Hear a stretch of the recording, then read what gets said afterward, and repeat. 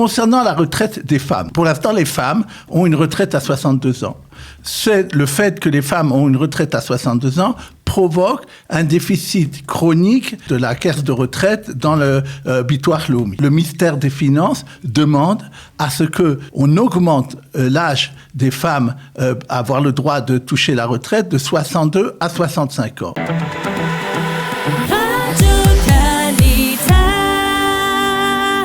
Nous avons le plaisir de retrouver, comme chaque mercredi, le docteur Daniel Guggenheim. Daniel, bonjour, Boker Tov. Bonjour. Alors, vous avez survolé la presse économique israélienne de cette semaine et vous en avez retiré plusieurs dossiers importants à évoquer. D'abord, le dossier du budget de l'État. On approche à grands pas du vote crucial en seconde et troisième lecture de ce budget de l'État qui doit intervenir autour du 14 novembre, si je ne m'abuse, peut-être même avant.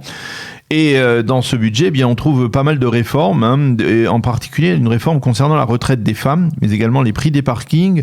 Alors, essayez de nous éclairer sur le contenu de ces réformes. Oui, vous avez presque tout dit, sauf le contenu, mais vous avez bien donné le cadre, comme d'habitude d'ailleurs. Ce que je voulais dire, c'est la chose suivante. Effectivement, maintenant, il y avait le premier budget qui a été voté en première lecture, et ça passe dans les commissions, que ce soit la commission des finances ou la commission de l'économie.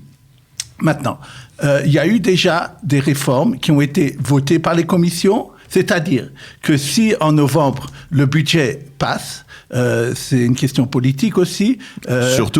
Surtout, et il n'y a pas tellement d'une grande majorité pour cela, et qu'il n'y a pas de surprise au dernier moment, ce sont ces réformes-là qui accompagnera le budget. Des réformes extrêmement importantes. C'est ce que l'on appelle en hébreu le Chok HaEsderim, hein. Tout à fait.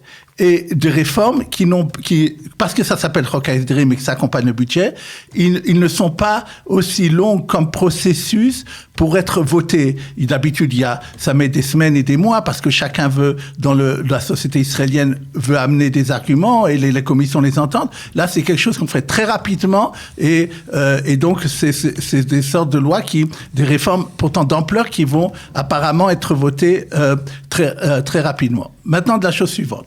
Concernant la retraite des femmes, pour l'instant, les femmes ont une retraite à 62 ans. C'est le fait que les femmes ont une retraite à 62 ans provoque un déficit chronique de ceux qui sont de la caisse de retraite dans le Bitoire Laoumi. Et donc, depuis longtemps, le ministère des Finances demande à ce que, comme il y a beaucoup de pays de l'OCDE, on augmente l'âge des femmes à avoir le droit de toucher la retraite de 62 à 65 ans. Bien sûr, c'est quelque chose qui se fera sur plusieurs années.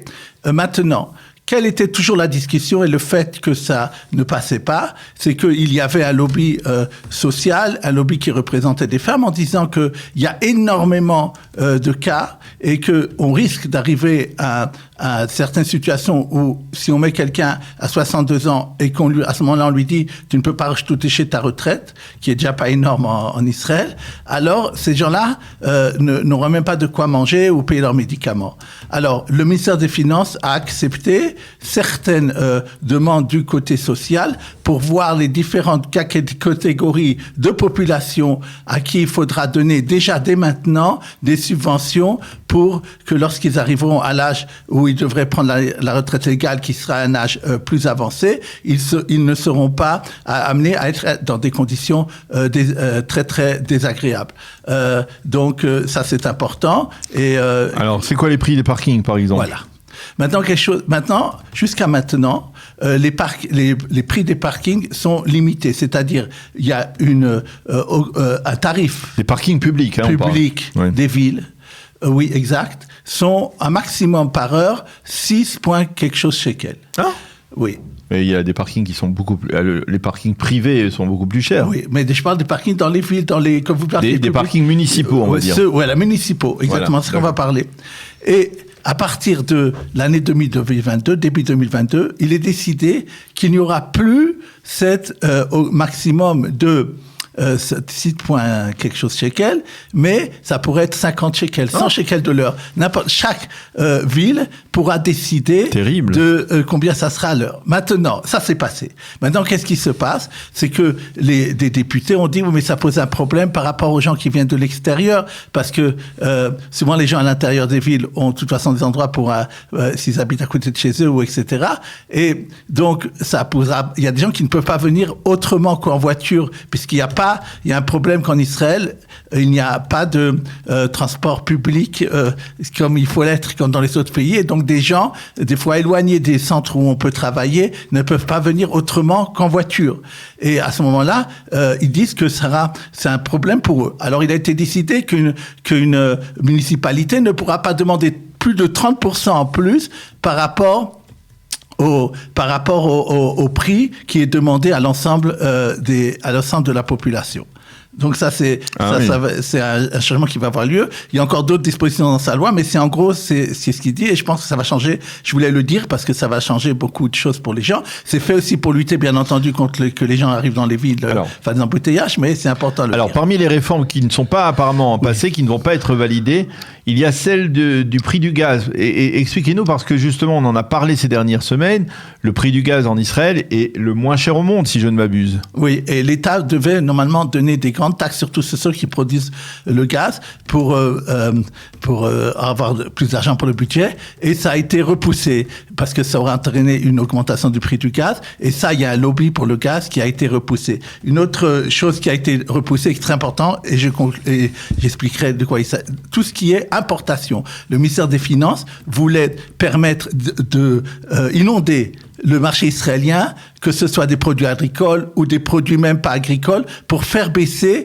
la cherté de la vie en Israël dont on a parlé dans ces dernières chroniques ici. Il y a un lobby agricole d'abord très important en Israël qui est aussi représenté au gouvernement. Il y a un lobby de beaucoup d'industriels. Et donc cette mesure-là a été ajournée et n'a pas été acceptée et sera reportée donc, de toute façon. Ce que je veux dire, moi, point de vue, j'essaie toujours d'analyser ce qui se passe. En fait, on remarque dans ce budget que s'il est voté et la façon dont ça se dirige, c'est la chose suivante. Ceux qui ont le plus de poids et qui ont donné le ton dans ce budget, ce sont le ministère de Finances. Il a eu des choses qu'il n'avait jamais pu avoir des années. Donc Lieberman lui a dit, allez-y Franco, je suis derrière vous. Et il a réussi beaucoup de choses qu'il voulait pas, qu'il ne pouvait pas avant. Et une autre chose très importante, tout ce qui représente des lobbies, que ça soit les villes, par exemple, cette histoire concernant les parkings, des choses comme ça, ce sont les chefs de municipalité les députés ont fait ce qu'ils ont demandé de faire dans cette réforme-là. Tout ce qui est des lobbies, des points importants et qui sont représentés dans le gouvernement ou dans la Knesset, dans la majorité, ont eu gain de cause. C'est important à voir parce que ça veut dire que c'est aussi pour la suite de la façon suivante. Moi, j'avais pensé, pour l'instant, c'est pas vraiment venu, que la partie gauche du gouvernement, point de vue économique, je parle très social, c'est-à-dire le Parti du travailliste et Meretz, bien entendu, aurait voulu avoir quelque chose de beaucoup plus social dans ce budget, bien que il va y avoir, par exemple, des augmentations massives d'allocations concernant les handicapés ou concernant certaines classes défavorisées. Et donc, il faudra, bien entendu, comme vous l'avez dit au début, attendre ce qui va se passer en novembre. Alors, on va passer à un autre dossier qui a suscité la chronique, qui a provoqué beaucoup de réactions en Israël, c'est l'assassinat d'un homme d'affaires, un magnat de l'immobilier en Israël, Eldad Peri, 44 ans, qui avait réussi particulièrement dans ce secteur et qui après a eu un retournement assez dramatique. D'une certaine manière, vous voulez nous mettre en garde et mettre en garde nos auditeurs face à l'achat d'appartements ou de biens immobiliers de la part auprès de certains spécialistes ou certains propriétaires qui sont peut-être pas digne de toute confiance. Oui, bien entendu, il faut être prudent et bien sûr, tout le monde condamne l'assassinat qui a eu lieu de cet homme d'affaires. Ce que je veux parler, c'est uniquement du point de vue de alerter, comme je le fais souvent, mais je dois le faire toujours et je suis persuadé que malheureusement, il y aura encore des épargnants qui seront pris dans ce genre de problème. Cet homme-là a laissé 1500 personnes qui ont acheté des appartements en projet chez lui et une somme de dette de 3 milliards de shekels. Apparemment d'ailleurs, il voulait, pour couvrir ses dettes, il allait ce qu'on appelle en Israël dans le chouk hafor, c'est-à-dire le marché noir des dettes. Il faut savoir, et déjà je le redis aussi aux auditeurs, surtout écartez-vous de tout contact avec ce chouk hafor pour prendre des prêts, parce que apparemment il a été assassiné par des gens proches de la pègre et qui étaient liés à ce marché-là. Et donc même si vous êtes en difficulté financière très importante, allez dans les circuits normaux de prêts et ne pas aller dans ce genre de choses. Concernant les épargnants et les projets immobiliers. Ce qu'il a fait, c'est qu'il a vendu des projets immobiliers, que ça soit à Rehovot, beaucoup à Lod, à 30%, voire plus, moins que le prix du marché. Maintenant, qu'est-ce qui se passe? Ça n'existe pas. Il était très charismatique, il était aussi ce qu'on appelle dans la brancha, il était connu, on pensait que c'était quelqu'un de respectable, etc. Et donc, les gens se sont fait avoir, on peut le dire, par son charisme et par le fait qu'il promettait beaucoup de choses. Et qu'est-ce qui se passe finalement, concrètement, c'est que ces gens-là, les affaires de cet homme-là, même avant son assassinat, avaient été repris par la justice a nommé comment on appelle ça, en Israël, ça s'appelle des syndics, qui sont chargés de continuer les projets. Seulement, ces syndics ont dit aux gens, écoutez-moi bien, d'abord, tout ce que vous avez investi, il faudra rajouter, et les gens maintenant sont obligés de rajouter 40% par rapport à la mise qu'ils avaient donnée. Ils avaient eu, par exemple, on leur proposait des appartements à l'autre autour de 800 000, 1 million de shekels, ils vont devoir payer maintenant 1 400 000 shekels. En règle générale, ce que je veux dire aux gens, c'est qu'il n'y a pas vraiment de miracle. Surtout dans ce genre de choses qu'on vous propose des projets faramineux qui sont sur plan, écartez-vous de ça, ou bien soyez extrêmement prudents. Quelles sont les mesures à prendre, les précautions à prendre si on veut acheter sur plan en Israël? Ça, c'est d'abord, un vrai consultez Mitsui Sruyot, Daniel Guggenheim, il vous dira si c'est bien ou pas. C'est-à-dire, c'est moi ou d'autres personnes. C'est-à-dire, il faut lire dans Internet. Il faut savoir lire les petites lettres. Il faut voir quelle est cette personne, et se renseigner auprès d'avocats, etc. Souvent, d'ailleurs, malheureusement, les avocats de ces projets-là sont les avocats qui sont payés par le promoteur. Et donc, vous n'avez pas les garanties qu'il faut. De toute façon, je pense, je suis extrêmement prudent, surtout si vous voyez des prix qui sont bien moins pour des projets, bien moins que ce qui est à côté pour les choses. C'est très louche. Il n'y a pas de repas gratuit, vous dites. Il y arrive des fois, pas dans ce genre de choses, ça m'étonnerait, mais il peut y avoir à la bourse, ça je suis d'accord, des fois des biens, à la bourse d'ailleurs sur l'immobilier, que ça soit des actions, des fonds de REIT, qui sont sous-évalués. Ça arrive, et pour différentes raisons, le marché n'a pas toujours raison, et des fois les choses s'arrangent, et des gens peuvent gagner énormément d'argent. On le voit souvent, on le voit cette année en bourse, des gens ont gagné énormément d'argent. Donc ça arrive que les biens soient sous-évalués. Mais là, c'est quelque chose qui est bien plus dangereux que le reste. Alors, une question que vous voulez poser ce matin.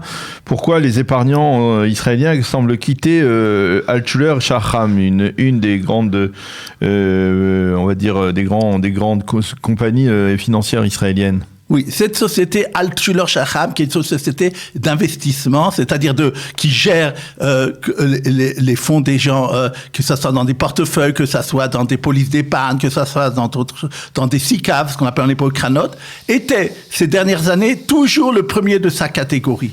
Et bien qu'il ne donnait d'ailleurs pas un service très bon, et bien qu'on pouvait voir d'ailleurs à la bourse qu'il avait eu plusieurs problèmes face à la bourse, point de vue de la façon dont il agissait, les gens allaient chez lui, bien qu'il était plus cher, et que son service était moins bon. Et pourquoi alors ? Quelle est la raison pour laquelle il y a toujours en fait une raison. C'est pas comme j'ai dit pour l'histoire de l'immobilier. Il faut se méfier qu'est-ce qui se passe si quelqu'un, il est toujours très haut et beaucoup plus haut que les autres et un certain temps. Il faut analyser. C'est possible que ça ait une bonne gestion, mais alors pourquoi les autres sont tous des mauvais gestionnaires? Oui. Il est possible qu'il ait fait quelque chose, qu'il soit allé dans un secteur, qu'il ait fait quelque chose. C'est-à-dire là aussi, il faut se méfier, là. Voilà. Et qu'est-ce qui se passe, par exemple? C'est que lui, qu'est-ce qu'il a fait? Il a tout mis sur la Chine. Depuis plusieurs années, il s'est dit, la Chine, c'est l'avenir. Il a mis notre épargne il a investi en Chine. Et à cause de ça, maintenant, pas toute l'épargne, mais une partie de ça. Et à cause de ça, il est maintenant en bas de l'échelle de toutes les rentabilités. Pourquoi? Que ça soit au niveau des, parce que la Chine se casse la figure. Tout ce qui est en Chine, les bourses en Chine, etc., sont beaucoup moins bonnes ces dernières années, cette année en tout cas, que ce qui c'était avant. Et donc, ça se répercute immédiatement sur les rentabilités. Les gens ont des moyens maintenant de vérifier sur les autres rentabilités des mêmes produits sur les autres, et les gens demandent à leur agent d'assurance de changer de société. Donc je dis, il faut analyser et la plupart du temps, bien, il faut savoir que ce qui s'est passé dans le passé n'est pas obligatoirement ce qui va se passer dans l'avenir. Il faut savoir le motif des bonnes performances. Alors on va terminer avec, on a 1 minute à peine pour parler du prix Nobel d'économie qui a été décerné à un Israélo-américain, ou alors un Américain qui a vécu quelques années en Israël, entre autres a eu le temps de faire son service militaire. Il s'agit du professeur Angrist. C'est peu 1 minute pour quelques millions de dollars qu'il a reçus, mais et pour toute son action. Ce que je voudrais dire, c'est intéressant, ces modèles qu'il a fait, ça revient d'ailleurs au premier sujet qu'on a fait, c'est tous les problèmes de la corrélation, c'est-à-dire dans l'économie ou dans d'autres sciences, on essaie de voir si une hypothèse est affirmée ou pas. Et donc, on prend souvent 2 sortes de groupes, un groupe qui est et un groupe qui teste, qui est changé que pour une chose. Et on essaie de voir si cette chose qui change est le fait que c'est ça qui explique la différence. C'est là-dessus qu'il a travaillé. Oui. Alors, on n'a pas trop le temps de développer une action des recherches de plusieurs dizaines d'années, mais enfin, on a bien compris que le professeur Yoshua Angrist était une grosse tête en matière en économie, et c'est tout à l'honneur aussi d'Israël, même si il n'a pas pu rester en Israël et qu'il a trouvé refuge dans de prestigieuses universités américaines. Voilà, merci beaucoup Daniel Guggenheim, docteur Daniel Guggenheim, d'avoir été avec nous ce matin. On vous retrouve mercredi prochain ici à la même heure.